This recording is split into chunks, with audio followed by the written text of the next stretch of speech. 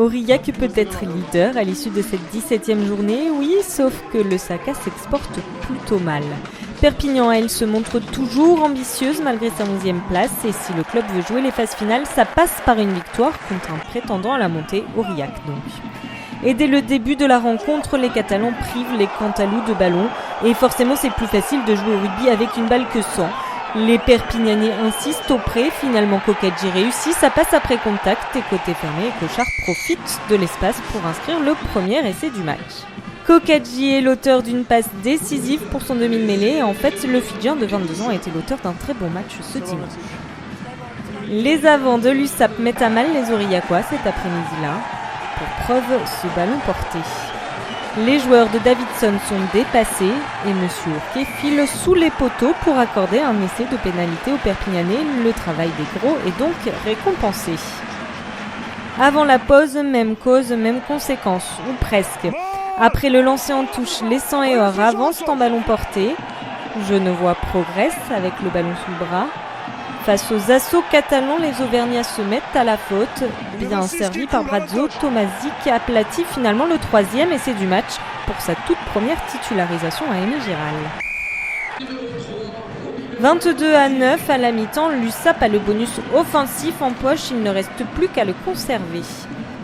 Après les essais d'avant, place aux 3 quarts et Cochard écarte, les Cantalous ne sont vraiment pas épargnés.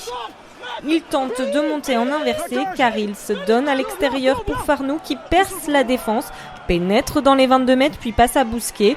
L'arrière n'a plus qu'à conclure cette attaque en première main. Il fête donc comme il se doit son retour à Aimé Giral, lui qui n'y avait plus joué depuis le 21 avril 2016.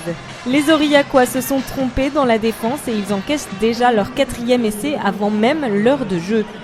Le bonus offensif semble assuré mais les Catalans ne s'arrêtent pas là. Après cette mêlée, stable pour une fois, et Cochard relève le ballon pour Piukala. Et le Tongien n'est pas trop gêné par la défense, il marque son 5e essai de la saison, le 5e du match aussi. Si les Cantalous ont tenu en mêlée, ils ont semble-t-il oublié les 3 quarts. Briat se détache de la mêlée, mais trop tard, il ne peut pas arrêter Piukala. Et ce n'est pas fini.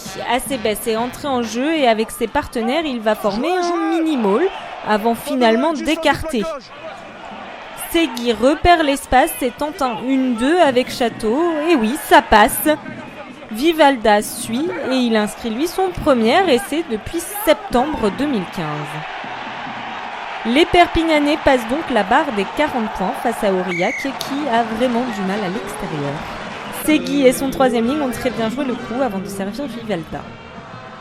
Les Cantalous veulent tout de même sauver l'honneur à Aimé Giral. Et après un carton jaune à l'encontre de Carbou, ils sont en supériorité numérique. Sur ce lancer en touche, Fabreau saisit la balle en premier relayeur et transmet à Nanette. Le demi de mêlée qui vient de fêter ses 24 ans aplatit le dernier essai du match. L'USAP s'impose 41-20 et empoche les 5 points. Une première étape si elle veut se rapprocher du haut de tableau.